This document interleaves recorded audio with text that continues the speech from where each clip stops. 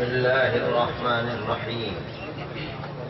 الحمد لله نحمده ونستعينه ونستغفره ونؤمن به ونتوكل عليه ونعوذ بالله من شرور أنفسنا ومن سيئات أعمالنا.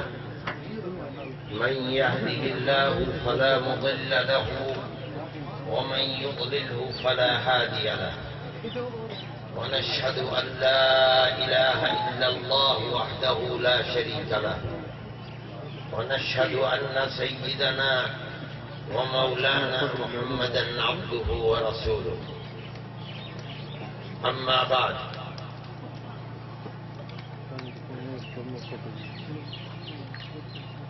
میرے محترم برادر، کرم فرما قائد جمعیت علماء پاکستان مولانا فضل الرحمان صاحب اور میرے بزرگ مولانا علاء الدین صاحب، مولانا عبداللہ صاحب اور کرم فرما درانی صاحب،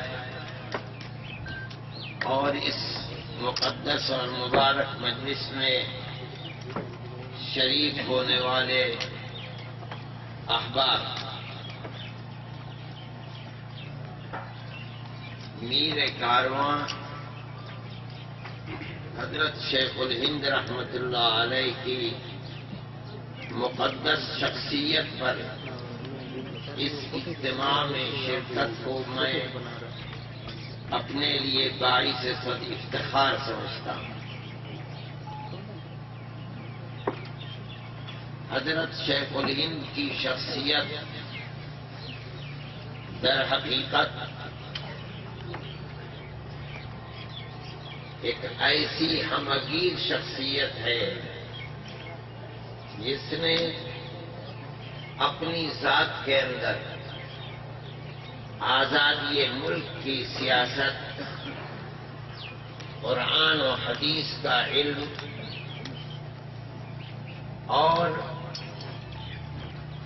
سلوک و ارشاد، ان تینوں صفات کو اپنے اندر جمع کیا تھا۔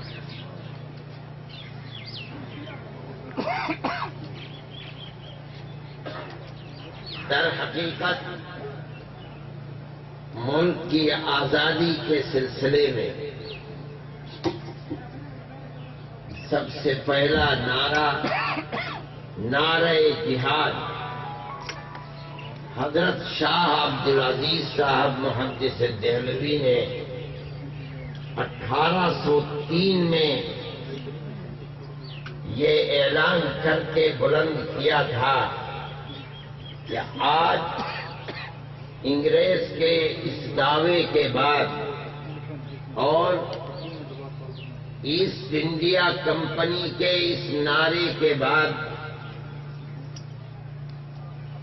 کہ خلق خدا کی ہے، حکومت بادشاہ کی ہے، لیکن حکم ایسٹ انڈیا کمپنی کا ہے، ملک غلام ہو گیا، جس کی آزادی کے لیے جہاد کرنا اب ہر مسلمان پر فرض ہے۔ بڑے بڑے نواب، راجا مہاراجا ہندوستان کے اندر تھے، لیکن کسی کے اندر یہ طاقت نہیں تھی کہ وہ ایسٹ انڈیا کمپنی کے مقابلے میں اعلان جہاد بلند کر سکے۔ ایک عالم دین، مدرسوں کا پڑھا ہوا، قرآن و حدیث کی گرمی کو اپنے سینے کے اندر لیے ہوئے وہ ایک فقیر انسان کہتا ہے کہ جہاد ہر مسلمان پر فرض ہے۔ اس کی سزا بھگتنی پڑی، اس کے جائیداد کو قرق کر لیا گیا، اس کو چھپکلی کا اپٹن مل دیا گیا، اس کو زہر دے دیا گیا، اس کی آنکھوں کی بینائی چلی گئی، لیکن پائے استقامت میں 1 انچ پیچھے نہیں ہٹا. اپنے شاگردوں کو جہاد کے لیے تیار کر دیا. حضرت سید احمد شہید رحمت اللہ علیہ، شاہ اسماعیل شہید، ان کی زندگی کے اندر جہاد کے لیے قائد بنا دیے گئے.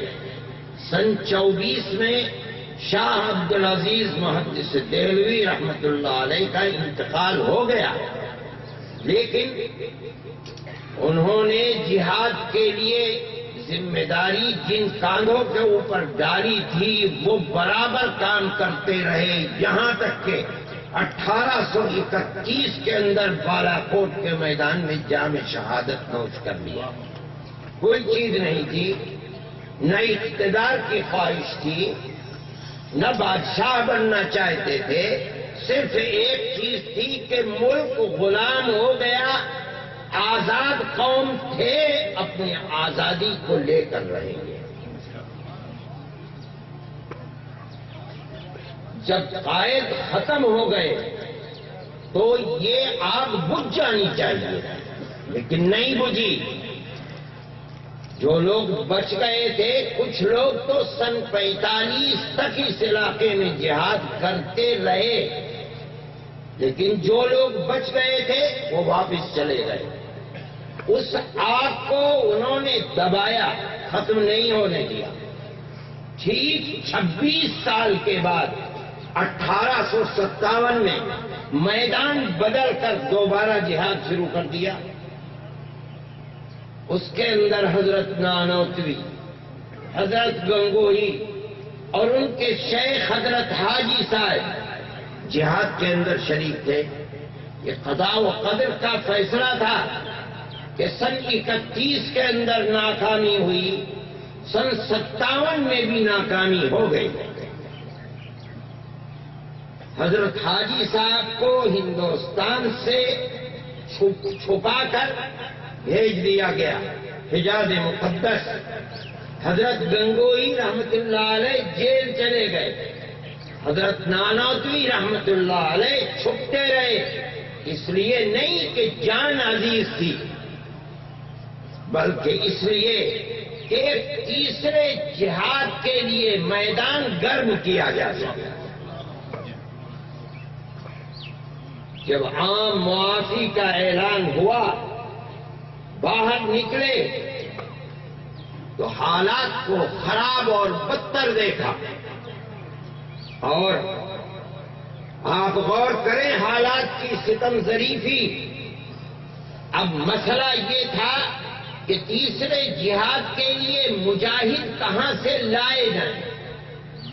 2 جہاد کے اندر مجاہد ختم ہو چکے، کسی تیسرے جہاد کے لیے اب افراد کو پیدا کرنا ہے.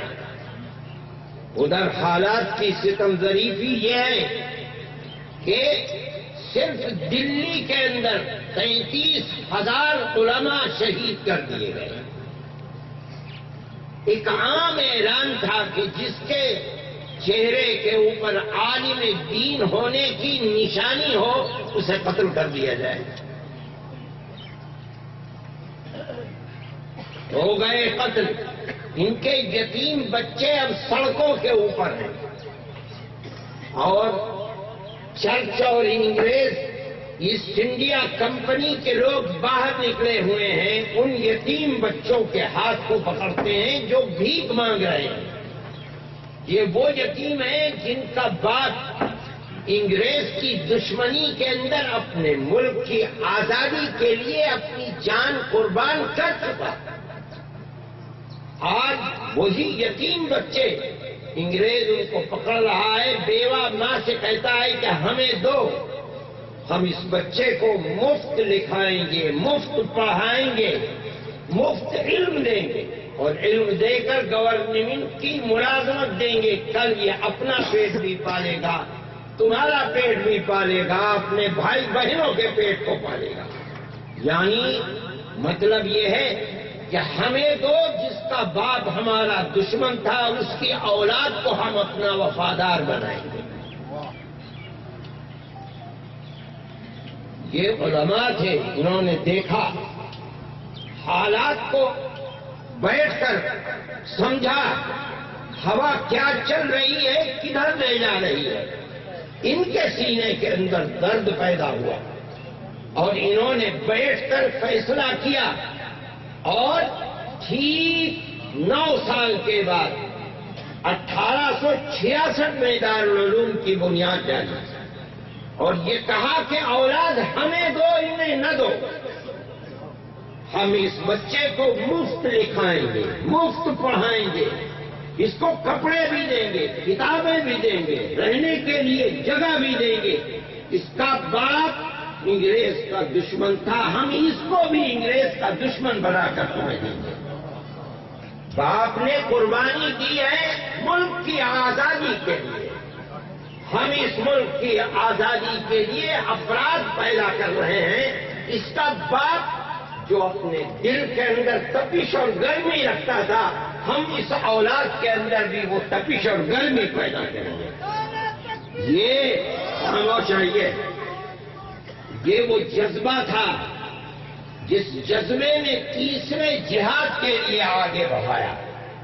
میں یہ مقدمہ اس لیے بیان کر رہا تھا کہ میں آپ کو یہ بتلاؤں کہ اس تیسرے جہاد کے لیے حضرت گنگوہی اور حضرت نانوتوی رحمت اللہ علیہ کی قد و کاوش اور کوشش، خدا رسیدگی اور خدا ترسی، اخلاص و للہیت کی بنیاد پر جس طبقے کو پیدا کیا گیا ہے تاکہ آئندہ چل کر کے وہ جہاد کے لیے افراد کو پیدا کر سکے، اس قافلے کا سپہ سالار شیخ الہند مولانا محمود حسن ہے۔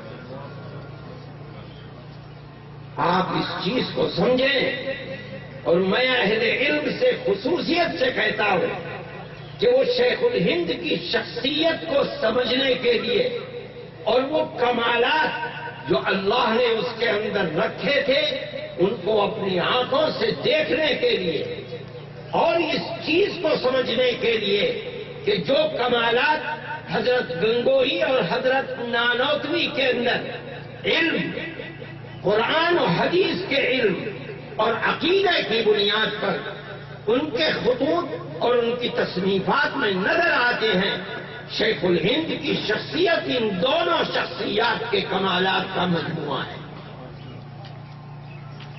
اور میں اہل علم کو متوجہ کرتا ہوں، آپ سمجھیں دنیا کے اندر ایسی شخصیتیں کم ہیں جس ایک شخصیت کے شاگردوں کے اندر اتنے باکمال افراد پیدا ہوئے جتنے شیخ الہند کے شاگردوں کے اندر آپ کو ملے گی۔ آپ دیکھیں شیخ الہند کے شاگردوں میں کون ہے؟ اگر آپ مجدد ملت کو تلاش کریں، حضرت تھانوی رحمت اللہ علیہ نظر آئیں، کون تھے؟ حضرت شیخ الہند کے شاگرد تھے۔ اگر آپ حفظ حدیث کے اندر دیکھیں گے تو آپ کو انور شاہ کشمیری نظر، کون ہے؟ حضرت شیخ الہند رحمت اللہ علیہ کی شاگرد ہیں۔ اگر آپ چاہیں گے کہ مجاہد انسان کو دیکھیں، عبید اللہ سندھی کو حضرت شیخ الہند رحمت اللہ علیہ کے شاگرد نظر آئیں گے۔ اگر آپ ساری دنیا میں جماعت تبلیغ کا کام کرنے والے مولانا الیاس کو دیکھیں، حضرت شیخ الہند رحمت اللہ علیہ کے شاگرد نظر آئیں گے۔ اگر آپ مفتی اعظم دیکھنا چاہتے مفتی کفایت اللہ کو دیکھیے۔ اگر آپ مجاہد اور شیخ طریقت اور علم میں دیکھنا چاہیں گے، آپ مولانا مدنی کو دیکھیے، مولانا احمد علی لاہوری کو دیکھیے، مولانا شبیر احمد عثمانی، سب کے سب کون ہیں؟ شیخ الہند کے جوتوں کو سیدھا کرنے والے ہیں۔ جس انسان کے شاگردوں کے اندر اتنے باکمال افراد ملتے ہیں، علمی اعتبار سے، جہاد کے اعتبار سے، بیعت و سلوک کے اعتبار سے، اندازہ لگائیے کہ وہ ایک فرد اکمل کتنا اکمل تھا، اس کا اندازہ لگانا مشکل ہے۔ یہ علوم، یہ اخلاص و للہیت، یہ قربانی جس کو آج ہم اور آپ بیان کر رہے ہیں، اور اس طبقے کو یہ سمجھتے ہیں کہ وہ ہمارے میر کارواں تھے، یہ سب کے سب جا کر تنہا ایک شخصیت پر ملتے ہیں اور وہ شیخ الہند کی شخصیت ہے۔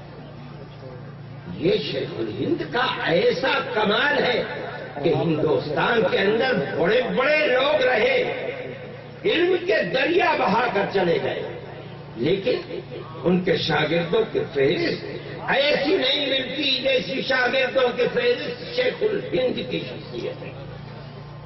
جو آپ میں سے اساتذہ ہیں وہ اس بات کو سمجھیں کہ استاد کا انتہائی بڑا کمال یہ ہے کہ اللہ نے جو علم اس کے سینے میں دیا ہے وہ اس علم کو اپنے شاگردوں میں منتقل کیسے کرے گا۔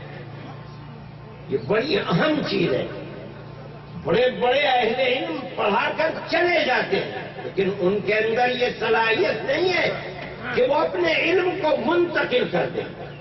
شیخ الہند کی شخصیت کے اندر یہ کمال تھا کہ ان کے شاگردوں کے اندر ایک جماعت ایسی پیدا ہو گئی، فقہ کے اعتبار سے، قرآن دانی اور تفسیر کے اعتبار سے۔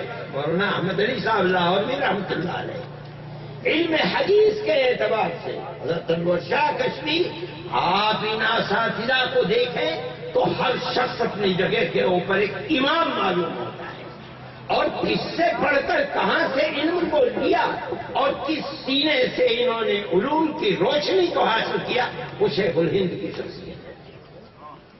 یہ عجیب و غریب چیز ہے، ان کی شخصیت کے اندر ایسی جاذبیت ہے کہ ان کے شاگرد ان کے اوپر جان دیتے تھے۔